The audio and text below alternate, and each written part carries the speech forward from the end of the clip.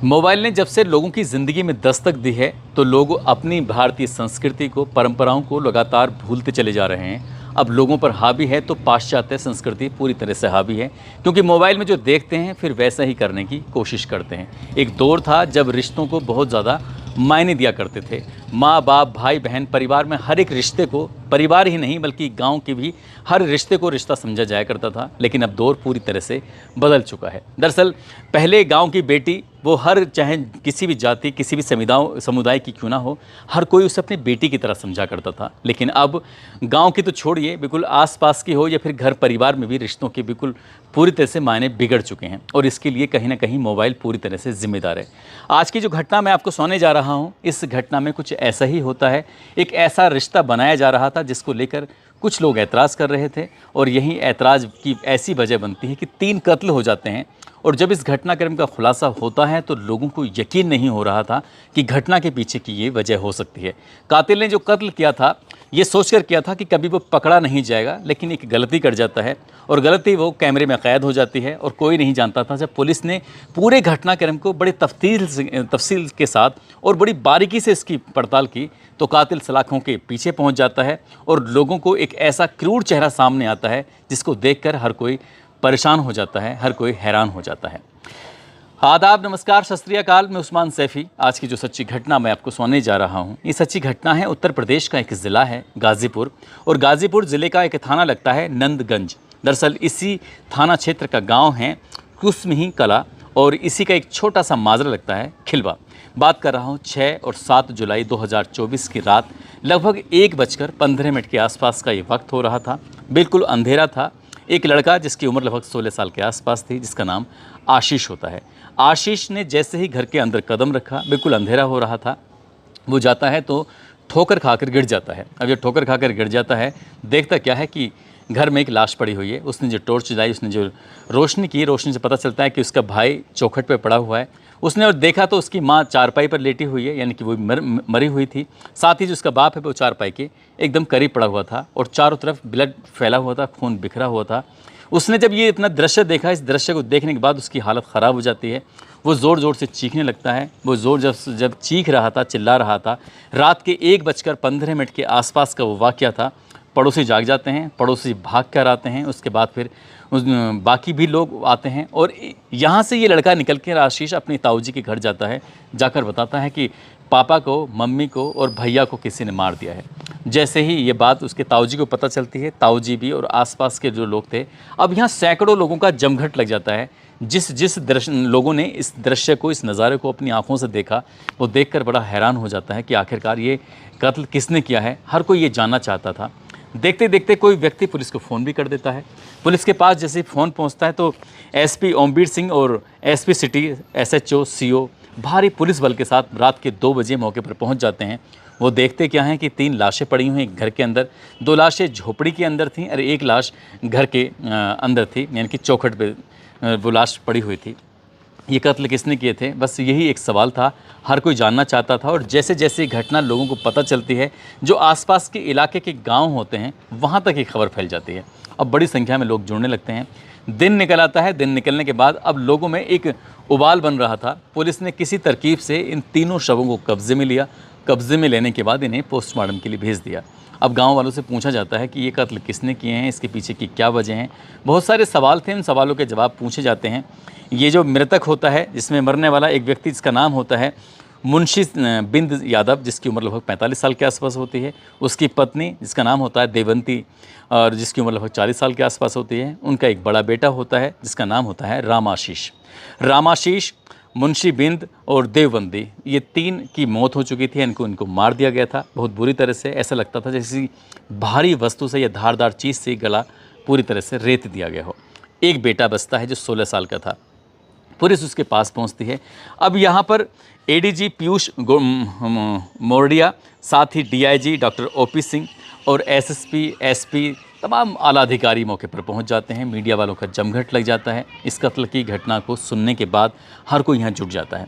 दरअसल अब यही सवाल था कि आखिरकार कत्ल किसने किया है। उधर तो पोस्टमार्टम के लिए, इधर लोगों में लगातार उबाल फैल जाता है और उबाल की वजह से सुबह के 9:30 बजे के आसपास का वक्त था। सहेड़ी नंदगंज मार्ग पर बड़ी संख्या में लोग इकट्ठा हो जाते हैं और इकट्ठा होने के बाद वहाँ पर जाम लगा देते हैं। इस जो व्यक्ति है जो मरा है, जिसका नाम मुंशी बिंद है, उसका जो बड़ा भाई होता है राम प्रकाश बिंद, लोगों ने उसको पकड़ लिया। उसको पकड़ के उसको पीटने की कोशिश कर रहे थे। हालांकि सदर विधायक भी मौके पर पहुंच जाते हैं। लोगों में गुस्सा था कि इसने जानबूझकर पुलिस को तीनों शब्द दे दिए हैं, ये कहीं ना कहीं इस घटना के पीछे इन्वॉल्व है। और जैसे ये बात आती है तो बड़ा भाई भी रोने लगता है, गिड़गिड़ाने लगता है, कहता है कि मैंने किसी का मर्डर नहीं किया है, मैंने किसी का कत्ल नहीं किया है, मुझे मत मारो। पुलिस आखिरकार उसे बचा लेती है, लेकिन पुलिस से पूछती है कि तुम्हारा किसी पे कोई शक है?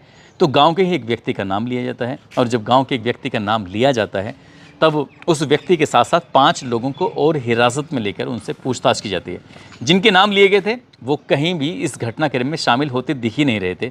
आखिरकार पोस्टमार्टम के बाद शव आ जाते हैं और जब शव आते हैं तो चौचक घाट शमशान घाट पर जाकर चौचकपुर शमशान घाट पर इन शवों का अंतिम संस्कार करने के लिए जो एकमात्र छोटा बेटा बचा था 16 साल का आशीष, उसको बुलाया जाता है। जब उससे बात कर रहे थे, बात करते करते वो ज़ोर ज़ोर से तो रो ही रहा था, रोते रोते बेहोश हो जाता था।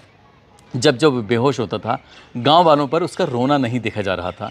गांव वाले कह रहे थे कि यदि ये लड़का मौके पर होता तो शायद ये भी मारा जाता। लेकिन पुलिस ने पूछा कि आखिरकार बेटा तुम कहाँ गए थे? तब उसने कहा कि गांव में एक तिलक समारोह चल रहा था, ऑर्केस्ट्रा का प्रोग्राम था, वहाँ पर नाच गाना चल रहा था, तो वो उसमें चला जाता है। मेरे परिवार के यानी कि उसके पिता, उसकी माँ, उसके भाई, वो सब गए हुए थे इस प्रोग्राम के अंदर। लेकिन रात की जैसे ही 10:30 या 11 बजे के आसपास का वक्त था, उसके पिताजी कहते हैं चलो घर चलते हैं। यानी कि वो चारों जने, अब जो 3 मर चुके हैं और एक जो जिंदा बाकी बचा है, वो चारों घर वापस आ जाते हैं।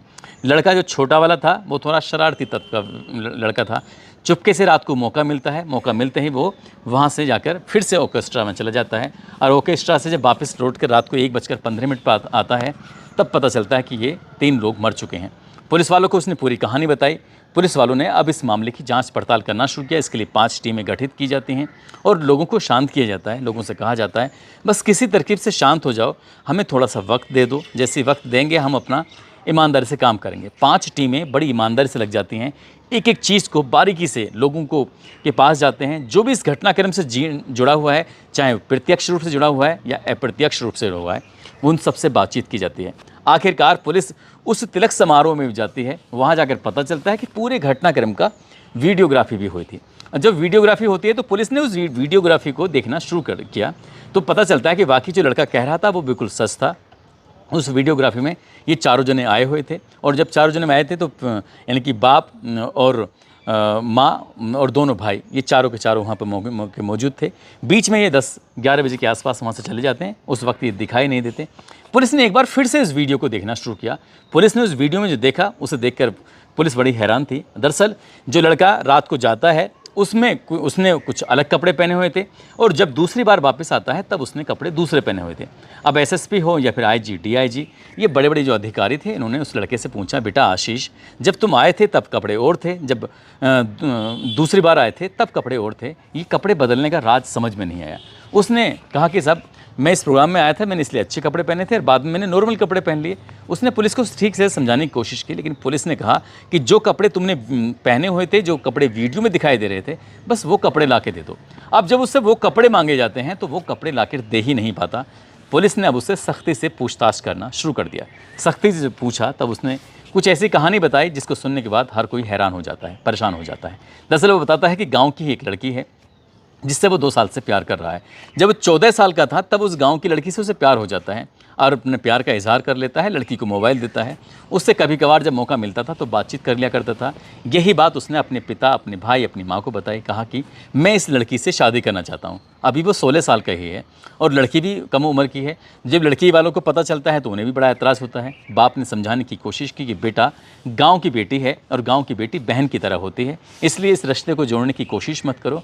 इस रिश्ते को जोड़ोगे तो लोगों को एतराज़ होगा और अच्छा नहीं लगेगा। इससे समाज में हम लोगों की और तुम्हारी इमेज अच्छी नहीं जाएगी। बाप ने भी समझाने की कोशिश की, माँ ने भी समझाने की कोशिश की और बेटा भी समझा, यानी कि भाई भी समझा रहा था, लेकिन उसके समझ में आ नहीं रही थी। 16 साल का वो लड़का जो कि अभी शायद 10वीं या 11वीं क्लास क्लास में ही पढ़ रहा है और उसके बाद उसने जो घटनाक्रम को अंजाम दिया उसे सोचकर हर कोई सिहर जाता है। दरअसल जब उसके पिता रात को वापस लेके आ जाते हैं, एक बार फिर से वो जाता है, लेकिन कपड़े बदल के जाता है और इस वक्त वो जो यहाँ से जाता है तो वो कत्ल करके जाता है। सबसे पहले अपनी माँ को मारता है। माँ को, पिता को, भाई को मारने के लिए उसने एक बाज़ार से खुरपी खरीदी थी। उस खुरपी यानी कि जो घास खोदने वाली खुरपी होती है, उसको बहुत तेज़ धार उसने लगाई और तेज़ धार लगाने के बाद माँ के पीछे खड़ा हो जाता है और पूरी ताकत से उस खुरपी को अपनी माँ की गर्दन पर मारता है और जैसे ही माँ की गर्दन पर लगती है तुरंत ही एक ही खुरपी में उसकी माँ मर जाती है, यानी कि विरोध करने की स्थिति में वो रह नहीं पाती। अब दूसरी चारपाई पे उसके पिता लेटे हुए हैं। अब दूसरी चारपाई पे जैसे पिता लेटे हैं तो उसने अपने पिता के भी गर्दन पे बिल्कुल वैसे ही वार किया जैसे माँ के पिता खड़े हो जाते हैं, यानी कि विरोध करने की स्थिति में थे। इससे पहले कि कुछ कर पाते, कुछ कह पाते या देख पाते कि आखिरकार कौन मार रहा है, तुरंत ही दूसरी खुरपी मारी जाती है और वो ज़मीन पर गिर जाते हैं, तड़प तड़प के दम तोड़ देते हैं। भाई कमरे में सोया होता, घर के अंदर सोया होता, ये झोंपड़ी में सोए हुए थे। वो सीधा घर जाता है अंदर कमरे में और जाने के बाद अपने भाई के पास बहुत तेज़ी के साथ, जैसे माँ बाप को मारा था ठीक वैसे ही मारता है अपने भाई को। और जब भाई को मारता है तो भाई वहाँ से अपनी गर्दन को पकड़ने के बाद जब घर से बाहर भागने की कोशिश कर रहा था तो वो ज़्यादा दूर चल नहीं पाता, महज 20 मीटर की या उससे भी कम वो दूरी तय कर पाता है और चौखट के पास जाकर गिर जाता है। जैसे गिर जाता है उसके बाद पीछे से छोटा भाई आता है और उसको ताबड़तोड़ वार करके उसको मौत के घाट उतार देता है। आराम से कपड़े बदलता है और कपड़े बदलने के बाद उसे लगता है कि अब वो पकड़ा नहीं जाएगा, सीधा वो वहाँ एक फिर से ऑर्केस्ट्रा का प्रोग्राम में जाता है और वहाँ जाने के बाद अपने दोस्तों से कहता है कि अब रात बहुत ज़्यादा हो चुकी है, अब वापस चलते हैं। अपने दोस्तों के साथ वो वापस आ रहा था और घर जाने पहुँचा ही होगा और उसने पहले से ही शोर मचाना शुरू कर दिया था। जब गांव के लोगों से ये बातचीत की जाती है कि तुम्हें कैसे पता चला, कि गांव के लोगों ने ही इस लड़के पर शक जाहिर किया था और जिस व्यक्ति के खिलाफ मुकदमा दर्ज कराया गया था उस व्यक्ति ने भी बता दिया था कि ये लड़का मेरी बेटी से प्रेम करता है, लेकिन एक ही घर में 3 कत्ल होते हैं इसलिए पुलिस जल्दी से उस पर हाथ नहीं डालना चाहती थी, क्योंकि गाँव वालों में उबाल था। उन्होंने वैसे ही रास्ते जाम कर दिए थे। अगर इस लड़के से एकदम से पूछताछ करना शुरू कर देते तो शायद बवाल और ज़्यादा मच जाता और घटनाक्रम का खुलासा हो जाता है। इसके खिलाफ FIR दर्ज की जाती है और FIR में जो धाराएं लिखी गई हैं उन धाराओं से पता चलता है कि या तो लड़के को आजीवन कारावास होगा या उसे फांसी की सज़ा होगी। अब शायद उसे ज़िंदगी में वो लड़की कभी मिल पाएगी, कभी उससे वो शादी कर पाएगा, क्योंकि जो उसने किया है उस अपराध की सज़ा कभी माफ़ नहीं हो सकती और वो उसकी पूरी ज़िंदगी सलाखों के पीछे ही गुजर जाएगी। काश उसने अपने पिता की बात मानी होती, काश उसने पिता की बात मानकर ये गलत कदम ना उठाया होता तो शायद आज 3 लोग ज़िंदा होते और ये शायद इसे भी अपना प्यार मिल जाता। अगर ये कोशिश करता, हो सकता है वहाँ से भाग जाता है, कुछ भी कर सकता था, लेकिन 3 लोगों की हत्या नहीं होती और एक ज़िंदगी बर्बाद नहीं होती। दोस्तों, इस पूरे घटनाक्रम को सुनाने का उद्देश्य किसी को परेशान करना नहीं है, किसी का दिल दुखाना नहीं है, बल्कि आपको जागरूक करना है, आपको सचेत करना है। और जाते जाते आज विकास कुमार हैं, शेख नाहिद और शाहनवाज नासिर हैं, ऋषभ निषाद हैं, नालेश कुमार हैं, फारूक अली हैं, राकेश कुमार, अनूप प्रजापति। आज इन सभी का जन्मदिन है। इन सभी को जन्मदिन की ढेरों सारी शुभकामनाएं, बहुत बहुत मुबारकबाद। साथ ही कुछ लोगों ने नाम लेने की अपील की है, जिसमें महेंद्र वासुदेव, मुन्ना अहमद, रोहितास नेहरा, टीना जोशी हैं, अशरफ अली, इकबाल मोहम्मद, नितिन दिवाकर, साधना दिवाकर, आर्यन, रागनी जिया, मुस्तकीम अंसारी, अमित मीणा, राजू कुमार, जुबेर सुल्तान, यूनुस पठान। आप सब लोग अपना ख्याल रखें, सुरक्षित रहें। जय हिंद, जय भारत।